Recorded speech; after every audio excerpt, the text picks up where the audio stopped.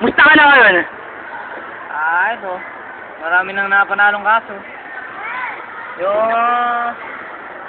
napanalo ko, yung kaso ng langgam na ginahasaan niya yung kambing.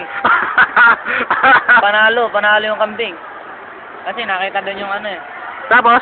yung eggshell nung langgam. Nakita doon sa CT scan. Tapos, Naging anak. Kabayo. ayun, maayos naman yung pag-aabogado ko yun. Ito na, ako yung pinaka-magaling na abogado ko yun. Ako kasi yung tapang sa ano eh, barracks to.